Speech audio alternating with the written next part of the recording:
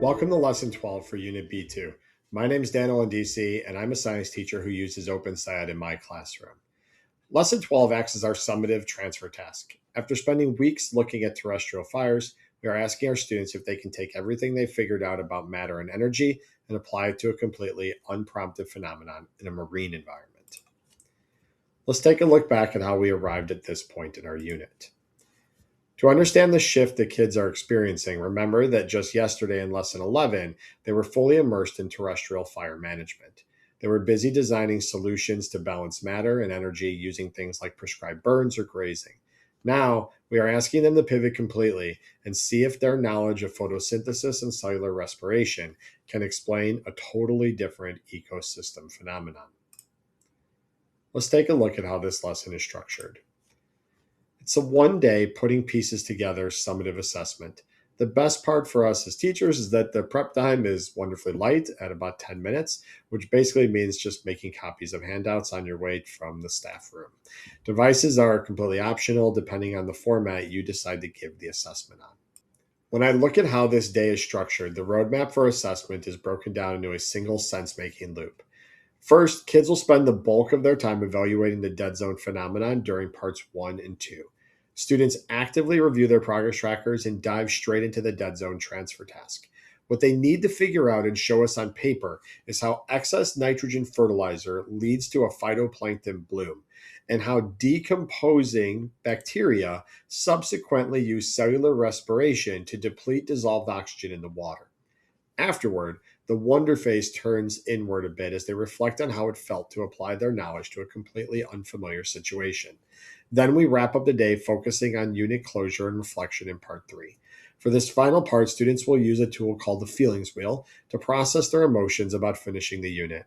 It's a nice moment where they can look back and realize that they have successfully mastered how matter and energy flow within ecosystems. The final wonder here is simply celebrating that the entire unit is completely done. Students should demonstrate the carbon and oxygen cycle between the hydrosphere, atmosphere, and biosphere in the Gulf of Mexico. They also need to clearly explain how factors like temperature and nutrient availability directly affect the inputs and outputs of both photosynthesis and cellular respiration. Next, I want to share a few key moments for this lesson. In part 1 of the lesson, students are sitting with their science notebook and actively reviewing their progress trackers. I consider this moment instructionally significant because it primes their brains to explicitly connect their past work on zombie fires to this entirely new marine context. While walking the room, I watch to make sure students are noting exactly what they figured out about photosynthesis and cellular respiration pathways. A common sticking point is that students might rush through this. So my main move is giving them adequate time to get those biological concepts fresh in their minds before the text throws them a curveball. During part 2, students are working independently to draw and label a model explaining the abrupt decline of oxygen in the water. This is the core of our summative assessment, requiring them to model complex system interactions to show true three-dimensional learning. I monitor student models to see if they can trace the matter completely, connecting the flow of nitrogen to an initial spike in photosynthesis, and then crucially to the exponential increase in cellular respiration by decomposing bacteria. If I notice a student drawing a model where fertilizer just magically poisons the fish directly, missing the bacterial loop entirely, I use a prompt and ask them exactly where the oxygen went, which nudges their brain back to cellular respiration. Still in part 2, students change focus and begin evaluating data tables to propose an evidence-based solution for reducing the dead zone. This is important because it forces them to apply engineering design thinking and quantitative reasoning to a real-world environmental impact. I watch to see if they realize that changing matter inputs in one part of the system on land directly impacts matter in a completely different part, like oxygen in the ocean. One common sticking point is making generic claims like ban all fertilizer. So I make sure to prompt them to reference the actual data in the nitrogen pollution by state handout to justify the scale and the location of their solution. This is the official completion of Unit B2. From here, students will drop the ecosystem focus and move right into Unit B3, where they will dive into genetics and cancer, or whatever the next module fits for your established scope and sequence at your school. Next up are some tips and tricks. I found that having a few classroom tested strategies can make a huge difference in how smoothly these assessment days run.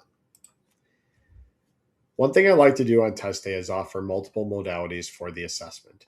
I explicitly tell my students that they don't just have to write a dense essay. They can express their biological understanding through deeply annotated drawings or verbal explanations. For students who freeze up when writing, what has worked for me is acting as a scribe for them verbally or allowing them to use digital tools like Flipgrid to record a quick video explanation of their model. If the class struggles to visualize what a marine dead zone actually looks like, I found it helps to show a quick video, like the CBS News one linked on the slide, before they begin working. Additionally, if students get stuck on the geography connecting Midwestern farmlands to the ocean, you can lead a brief 2-minute consensus discussion at the board. Drawing a simple map showing how water and matter flow down the Mississippi River clears up the geographical piece so they can focus entirely on the science. Finally, to prevent cognitive overload for everyone, the nitrogen pollution by state reference sheet contains a lot of dense data. So I like to hold back that specific handout until students actually reach question 12 of the task. Keep in mind that these are just optional scaffolds based on what my own classes have needed, so they definitely aren't necessary for every classroom or every group of students. I suggest leaning on whichever adjustment makes the most sense to keep the task accessible to your specific kids and the knowledge that you have built about them throughout the course of the year. For personal glossary management, the main encountered term we need to revisit today is dissolved oxygen. We want to make sure students explicitly connect this term back to their prior learning, showing they understand that dissolved oxygen drops because bacteria are consuming it through cellular respiration. Looking at poster management, we are resurfacing the FIRES progress tracker and science notebooks for review portion. And the only thing we're creating and keeping is the completed dead zone transfer task handout, which you'll collect for grading. I want to say a huge congratulations for you for completing Unit B2 on ecosystems, matter, and energy. It's always a great feeling to know your students now deeply understand how these vital cycles work across different environments. Thank you for all the hard work you put into preparing support for your students and to better understand the ecosystems they are a part of.